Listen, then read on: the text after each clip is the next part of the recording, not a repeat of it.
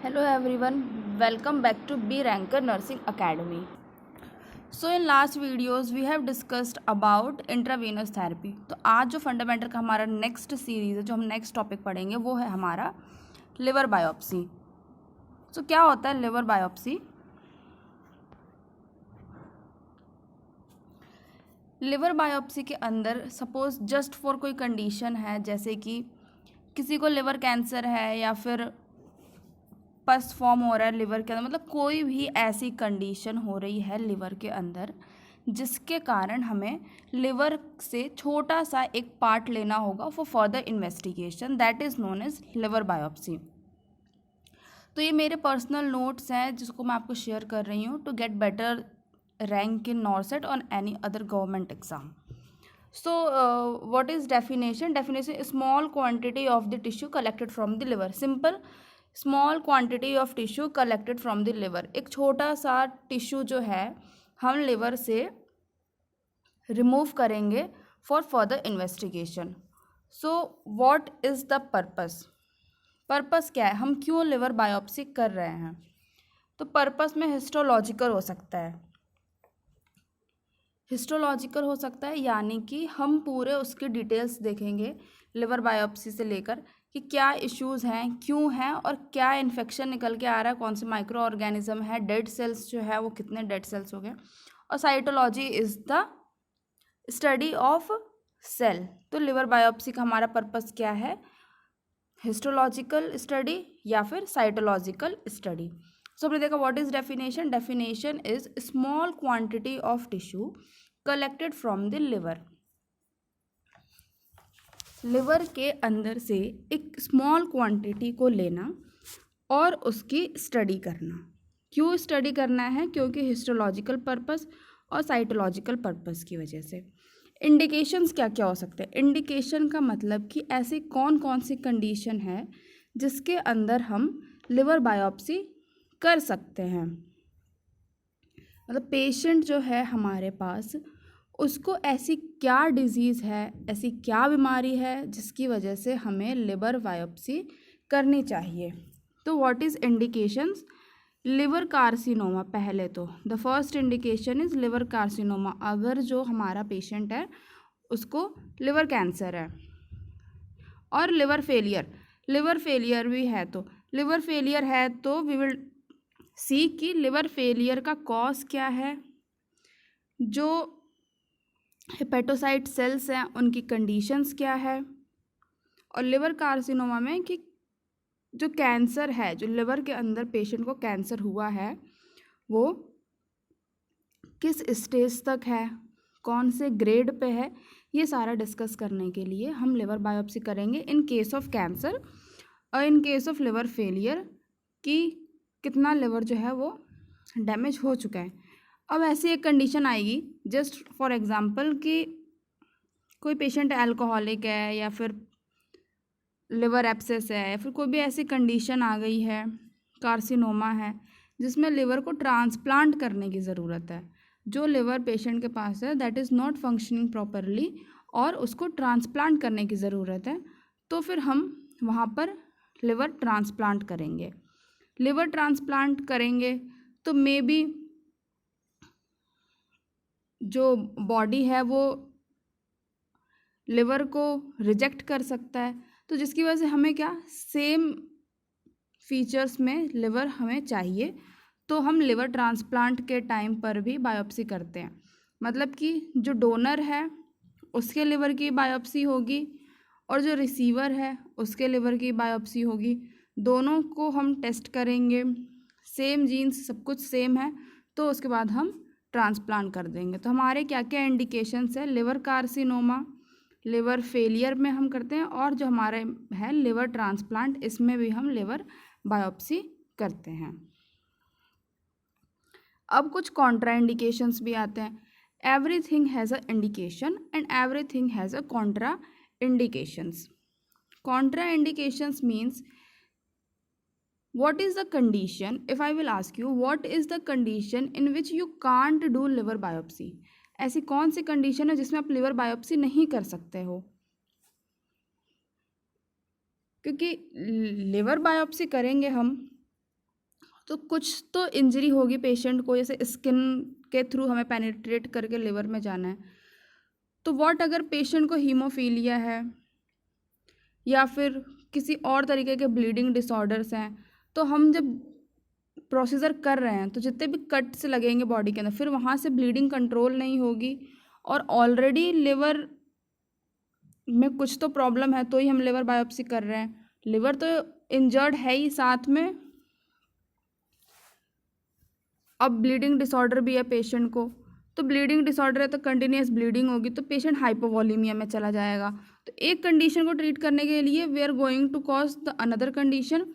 तो वहाँ पर क्या है, ब्लीडिंग डिसऑर्डर जैसी कंडीशंस में लिवर बायोप्सी को नहीं करना है to prevent further injuries to the patient. Bleeding disorder है, बहुत ज़्यादा ब्लड लॉस हो गया, पेशेंट हाइपोवॉलीमिया में चला गया, उसके बाद प्रॉपर ब्लड सप्लाई नहीं हो रही है बॉडी को, किडनी को प्रॉपर सप्लाई नहीं हो रही, तो it might cause kidney failure. और प्रॉपर पेरिफेरल ऑर्गन्स में ब्लड सप्लाई नहीं हो रही है तो इट में cause cyanosis and many more conditions. तो ब्लीडिंग डिसऑर्डर कंडीशन अगर पेशेंट को है, जस्ट उसको हीमोफीलिया है या फिर कोई और कंडीशंस है, DIC, मतलब किसी भी तरीके की ऐसी कंडीशन जैसे ब्लीडिंग डिसऑर्डर के अंडर आते हैं हमारे, तो हम वहाँ पर लिवर बायोप्सी नहीं करेंगे। And thrombocytopenia. So what is thrombocytopenia? Thrombocytopenia means decreased WBC count. What is thrombocytopenia? Decreased WBC count. Sorry, not WBC, platelets count. Thrombocytopenia is decreased platelets, not WBC. I'm so sorry. तो contraindication क्या हो गया? Thrombocytopenia, that means decrease platelets. Platelets कम है and everyone is know that platelet is also responsible to control bleeding. तो when the patient condition is when the patient is suffering from thrombocytopenia that is decrease platelet count, तो उस condition में हम liver biopsy avoid करते हैं। Now we have learned everything that what is liver biopsy, small quantity of tissue collected from the liver. It is very simple. Purpose क्या है, histological या cytological हमें एग्जामिनेशन करना है, हिस्टोलॉजिकल और साइटोलॉजिकल स्टडी करनी है, तो हम लिवर बायोप्सी यूज़ करेंगे। लिवर बायोप्सी जो प्रोसीजर वो करेंगे। और इंडिकेशंस क्या क्या है, लिवर कैंसर है, लिवर फेलियर है या फिर लिवर ट्रांसप्लांट करना है, तो ऐसी कंडीशंस में हम लिवर बायोप्सी करते हैं। तो ये हमारे इंडिकेशन है कि लिवर बायोप्सी कब करना चाहिए। The opposite from that is Contra indication. Contra indication means कि ऐसी कौन सी कंडीशंस है जहाँ पर कोई भी प्रोसीजर हम परफॉर्म नहीं कर पाते हैं, तो that is contraindication. So bleeding disorder, thrombocytopenia is the conditions. So now we have patient and we have to do liver biopsy. हमारे पास एक पेशेंट है और उसके हमें लिवर बायोप्सी करनी है, और हमने लिवर बायोप्सी देख लिया क्या होता है, कंडीशन क्या है, इंडिकेशंस क्या, कॉन्ट्रा इंडिकेशन क्या है।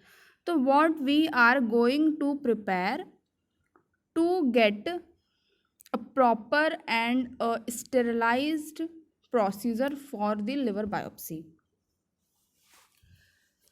तो भाई हमें प्रिपरेशन क्या क्या करनी है। तो पहले तो हम पेशेंट के कुछ ब्लड इन्वेस्टिगेशंस करवाएंगे। अगर हमें लिवर बायोप्सी करनी है तो हम पहले पेशेंट के प्रिपरेशन करेंगे। प्रिपरेशन के अंदर कुछ ब्लड इन्वेस्टिगेशंस जाएंगे, जैसे कि सबसे पहले हमारा कॉन्ट्रा इंडिकेशन क्या था, thrombocytopenia. So what is we are going to prepare for liver biopsy. हमारा फर्स्ट कॉन्ट्रा इंडिकेशन क्या था, हमारा फर्स्ट कॉन्ट्रा इंडिकेशन था ब्लीडिंग डिसऑर्डर, जिसमें हमने देखा था थ्रोम्बोसाइटोपिनिया। तो thrombocytopenia is a contraindication. तो what is thrombocytopenia, low platelet count. तो हम सबसे पहले क्या करेंगे, प्लेटलेट्स काउंट चेक करवाएंगे पेशेंट के कि कितना प्लेटलेट काउंट है। तो normal platelet count is from 1.5 to 4 lakh. फिर उसके बाद prothrombin time and bleeding time and clotting time, ये जो है हमारा हम ब्लड इन्वेस्टिगेशन कराएंगे। PTINR, this is PTINR। PTINR एक जो है इन्वेस्टिगेशंस है जिसके अंदर हमें पता चलता है कि किस तरीके का पेशेंट जो है अगर इंजर्ड होता है तो कितने लंबे टाइम तक उसको ब्लीडिंग हो सकती है। सो नॉर्मल प्रोथ्रोम्बिन टाइम है, सो मैंने आपको बता दिया कि प्लेटलेट काउंट नॉर्मल कितना होता है 1.5 to 4 lakh। Normal prothrombin time is 9 to 11 second. In a healthy human being, the normal prothrombin time is 9 to 11 second, and bleeding and clotting time is almost nearby 3 to 8 minutes. We will discuss a proper bleeding and clotting time further. So for now, bleeding and clotting time is almost 3 to 8 minutes. तो examinations हम क्या करेंगे? Platelet count. The normal platelet count is from 1.5 to 4 lakh. Prothrombin time. The normal prothrombin time is 9 to 11 seconds. Bleeding time and clotting time. So how you are going to see the bleeding and clotting time? Bleeding time को measure करने के लिए labs में दो तरीके के investigations करते हैं। Here it is. Bleeding time को हम स्टडी करने के लिए दो तरीके के हमारे मेथड्स होते हैं कि ब्लीडिंग टाइम कितना। The first method is Duke method and the second one is IVY method. तो कौन सी ऐसी कंडीशन है जिसमें हम ड्यूक मेथड कब करेंगे और IVY मेथड कब करेंगे? So first we are going to so Duke method used in hot environment. Environment बहुत हॉट है, उस कंडीशन में हम ड्यूक मेथड करेंगे। इसमें क्या करते हैं? Prick the needle in ear lobe. Just if this is your ear and this portion is ear lobe, तो here we will do a prick और उसको हम कंटिन्यू वाइप करते रहेंगे। Wipe this side by dry swab. Ear lobe में हमने prick किया, वहाँ से ब्लीडिंग तो होगी, तो उसको हम ड्राई स्वैब से, कॉटन या गॉज से क्लियर करते रहेंगे in every 30 second. Her 30 second में जो हमने प्रिक किया उसको हमें हर 30 सेकेंड में वाइप करना है। तो फिर हम देखेंगे कि 2 से 6 मिनट बाद ईयर लोब से जो ब्लीडिंग है वो ब्लीड होना बंद हो गया है। सो this is Duke method. What is Duke method?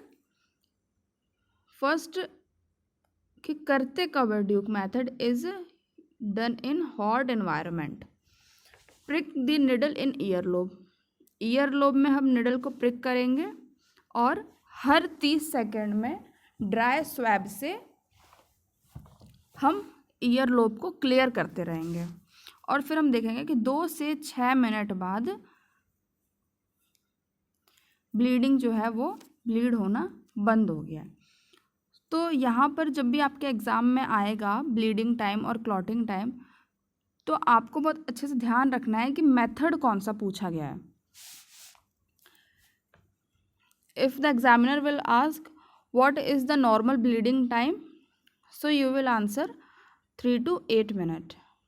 But if the examiner will ask what is the bleeding time by Duke method, तो आपको याद रखना है 2 to 6 minutes और इसको ही मेंशन करना है वहाँ पर। The second one is IVI method. In IVI method ये हम कब करते हैं? कोल्ड इन्वायरमेंट में, used in cold environment. Cold environment जैसे -20 डिग्री सेल्सियस। अब यहाँ पर दो अलग अलग मेथड्स किस तरीके से यूज़ किए जा रहे हैं और क्यों यूज़ किए जा रहे हैं, हम इसको भी देखते हैं। ड्यूक मेथड हॉट इन्वायरमेंट में यूज़ करते हैं, जो कि टेम्परेचर जनरली हमारे यहाँ रहता है। इसमें क्या वेसल्स जो है प्रॉपरली डायलेटेड रहती हैं और जो उसके अंदर का ब्लड सर्कुलेशन है वो भी एक प्रॉपर वे में चल रहा होता है। तो इस टेस्ट को बहुत ज़्यादा कॉम्प्लेक्स नहीं करने के लिए एक सिंपल ईयर लोब में प्रिक करके कर सकते हैं। But when you live in a very cold environment, जहाँ पर बहुत ज़्यादा टेम्परेचर माइनस में रहता है,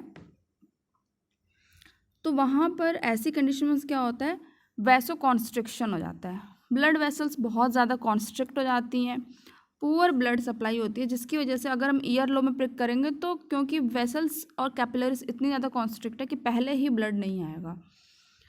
सो हमारे पास दो तरीके के इन्वायरमेंट्स भी होते हैं, extreme hot and extreme cold.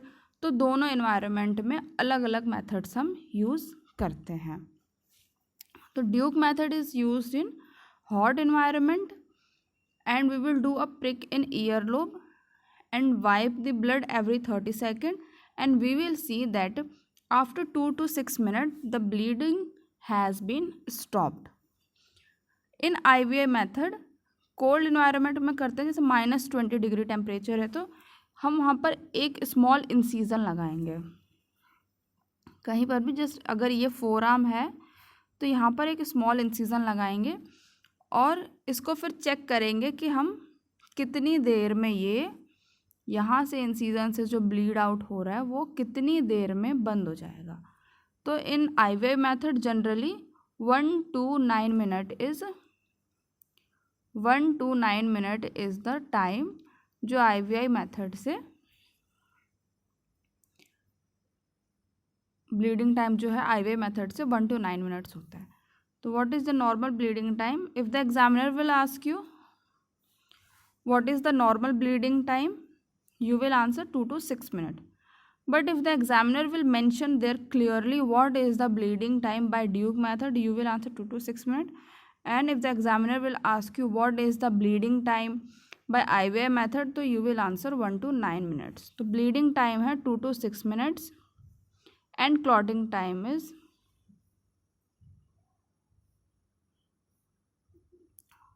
2 to 7 minutes.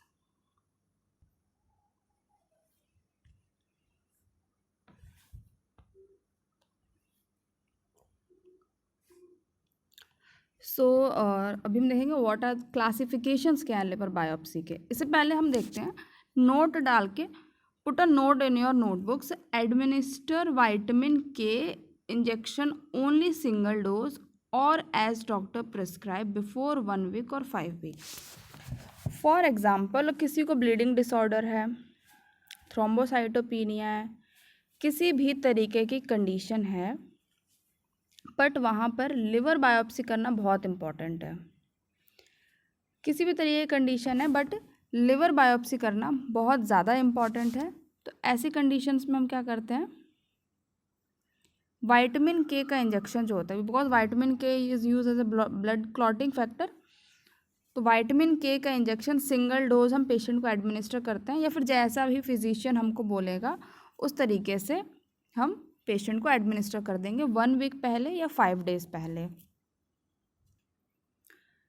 So administer vitamin K injection only single dose और एज प्रिस्क्राइब बाय डॉक्टर। कोई भी ऐसी कंडीशन आ रही है जहाँ पर लिवर बायोप्सी करने से पेशेंट को ब्लीडिंग बहुत सीवियर हो सकती है बट करना बहुत इंपॉर्टेंट है, तो उस कंडीशन में हम विटामिन के का इंजेक्शन जो है पेशेंट को एडमिनिस्टर कर देते हैं।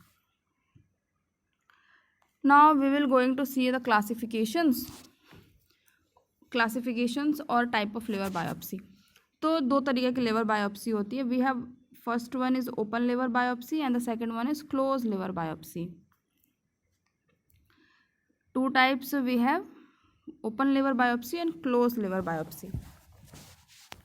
तो जनरली आजकल क्लोज लिवर बायोप्सी प्रेफर करते हैं as comparison to open liver biopsy, because open liver biopsy में the chances of injury is more, the chances of bleeding is more and the chances of infection is more.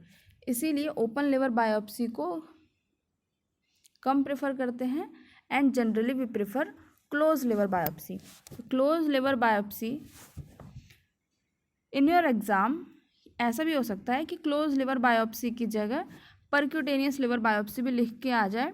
So don't get confuse, close liver biopsy को हम percutaneous liver biopsy भी कहते हैं। So close liver biopsy is also known as percutaneous liver biopsy. So here what is written, most common liver biopsy in clinical practice.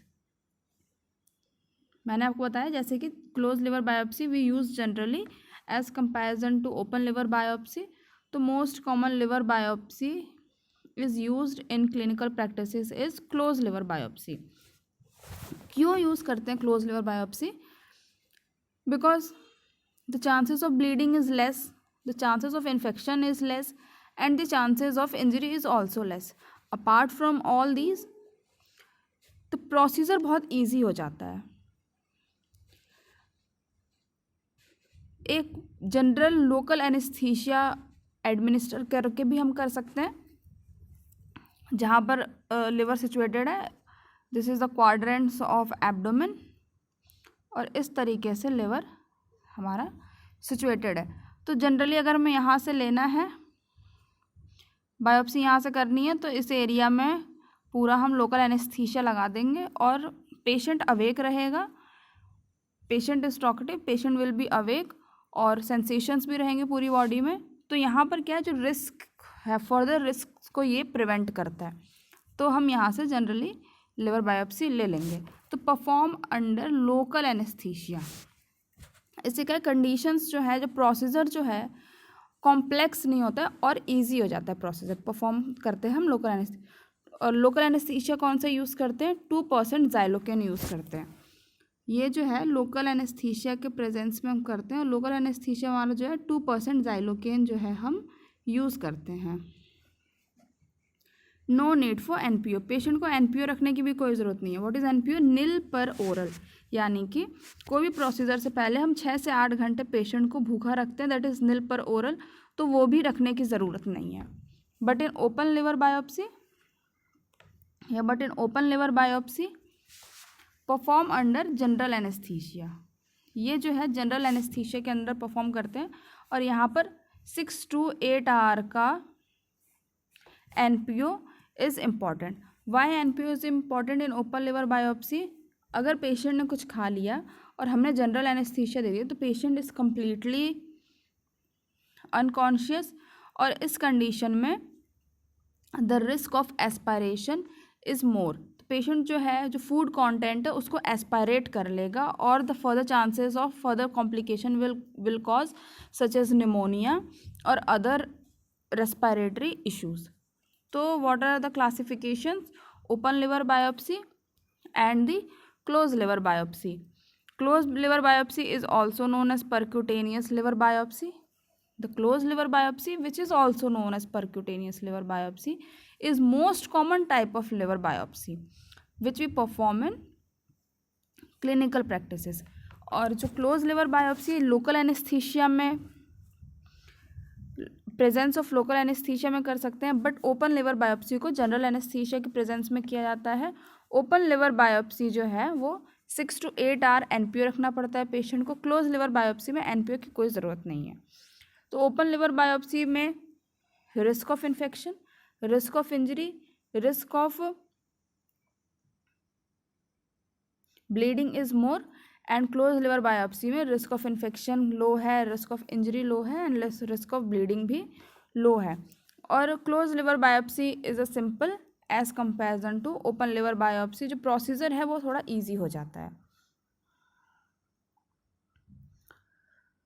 So now what is the procedure? Procedure करते वक्त हमें करना कैसे? हमने देख लिया कि लिवर बायोप्सी होता क्या है, कॉन्ट्रा इंडिकेशंस क्या है, इंडिकेशंस क्या है, कौन कौन सी ऐसी इन्वेस्टिगेशंस है जो हमें लिवर बायोप्सी कराने से पहले कराना चाहिए, और किस तरीके की लिवर बायोप्सी होती है।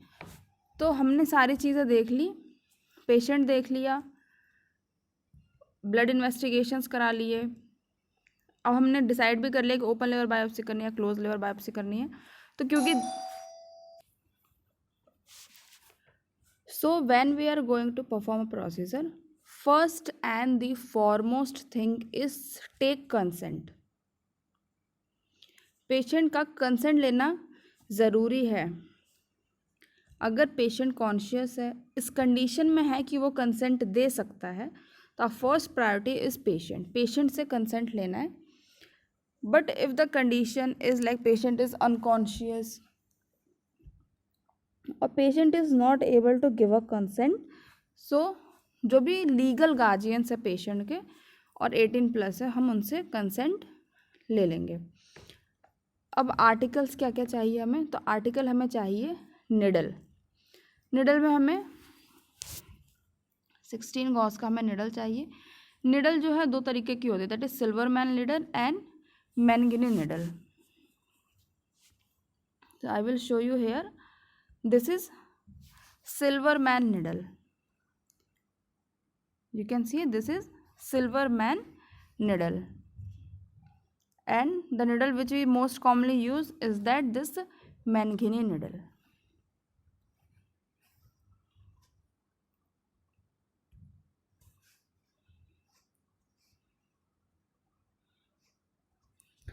सो निडल चाहिए हमें, जिसमें एक सिल्वर निडल होती है, एक मैंगनी निडल होती है।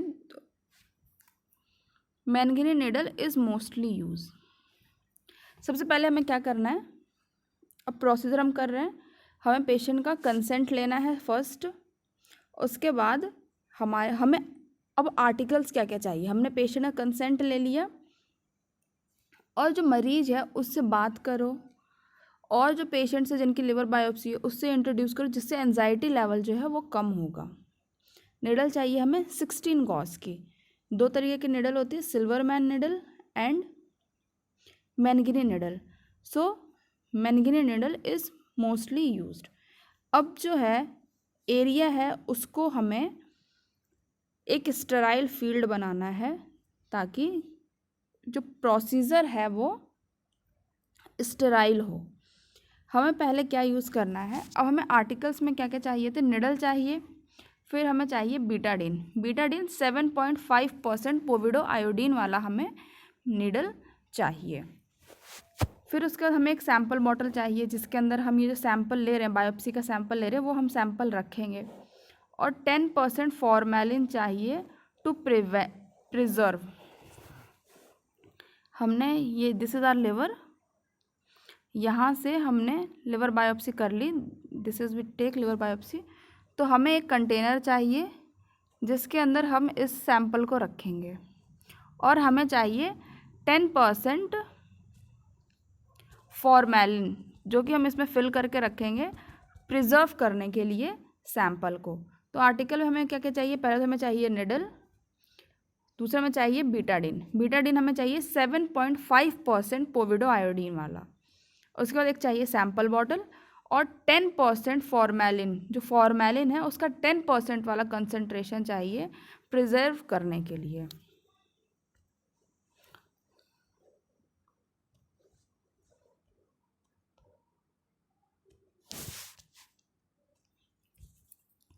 Now we will give position to the patient.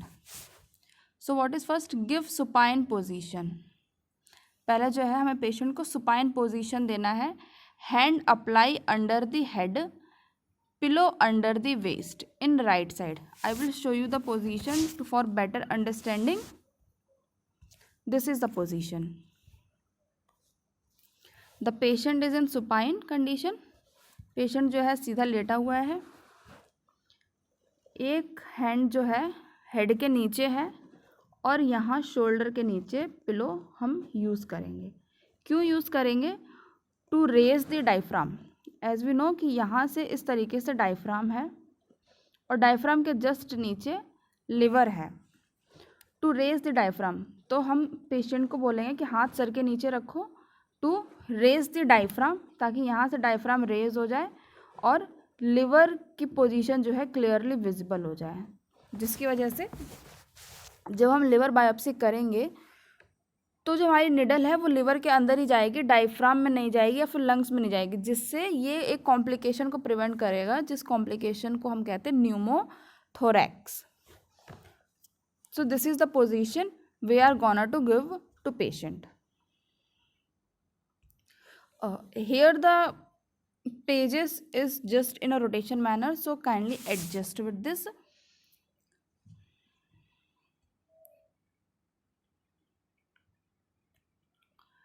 So what I said, position क्या है? Give supine position, hand under the head and pillow under the waist in the right side. Why right side? Because the liver is situated in the right side. What is the rationale? To increase intercostal space and pillow used for proper visualization of side. जो जैसे मैंने बताया कि liver के just ऊपर diaphragm है, उसको race करने के लिए, जिससे कि लिवर जो है प्रॉपर विजुअलाइज हो। और ये जो पोजीशन है प्रॉपर विजुअलाइजेशन में हेल्प करती है, साथ में कॉम्प्लिकेशन को प्रिवेंट करती है, जिसको हम कहते हैं न्यूमोथोरैक्स। साइट सिलेक्शन अब करना कहाँ पर है? to 8th and 9th intercostal in the right hypochondriac region. So I will show you where is the right hypochondriac region is situated. Just see this diagram. This is right hypochondriac region. Here this is our diaphragm, and here like this the liver is situated. So the most of the part of the liver is in right hypochondriac region. Most of the part is in right hypochondriac region. So this region we prefer. तो position give supine position, आई sorry तो position इसका rational क्या है? Intercostal space को increase करेगा और जो liver है उसका प्रॉपर विजुअलाइजेशन होगा, साथ में ये कॉम्प्लिकेशन को प्रिवेंट करता है, जिस कॉम्प्लिकेशन को हम कहते हैं pneumothorax. Site selection is 8th and 9th intercostal space in right hypochondriac region. If the examiner will ask you where the site और वहाँ पर किसी भी तरीके का ऑप्शन है, तो you have to choose 8th and 9th intercostal spaces. Now just a question for you. Accidentally needle inserted below 9th intercostal space, what complication arise? Injury in diaphragm which cause respiratory distress. I already told you this complication prevent pneumothorax. अगर क्या हुआ कि अगर 9th intercostal space के near by हमने needle को insert कर दिया और जो डायफ्राम है उसमें या फिर लंग्स में इंजरी हो गई, तो what complication will cause? That is pneumothorax. तो injury in diaphragm will cause respiratory distress. एक क्वेश्चन है जो एम्स जोधपुर में आया हुआ है. Which instruction given by nurse to patient before taking liver biopsy. एक नर्स है, एक प्रोसीजर चल रहा है लिवर बायोप्सी, तो जो नर्स है वो पेशेंट को क्या बोलेगी कि तुम्हें क्या करना है? Inhale and hold, exhale and hold, inhale exhale and hold, maintain horizontal position for 10 to 15 second, 5 to 10 second. तो प्रोसीजर चल रहा है, उसमें नर्स पेशेंट को क्या बोलेगी, क्या वो क्या करना है? तो इनहेल करना है, एक लंबी गहरी सांस अंदर लेनी है और फिर उसको छोड़नी है और होल्ड करके रखना है. एक लंबी गहरी सांस अंदर लेंगे और फिर होल्ड करके रखेंगे. Inhale exhale and hold. एक लंबी गहरी सांस अंदर लो और एक लंबी गहरी सांस बाहर छोड़ो और उस कंडीशन में फिर सांस को रोक के रखो. This is the first priority. A question asked in AIIMS Jodhpur. But what अगर ये ऑप्शन ही नहीं है एग्जाम में, तो हमारी सेकंड प्रायोरिटीज आएगी exhale and hold.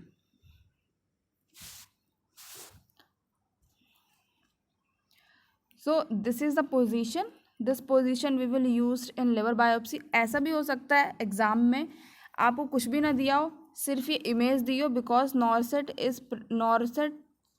Is preferring image based questions.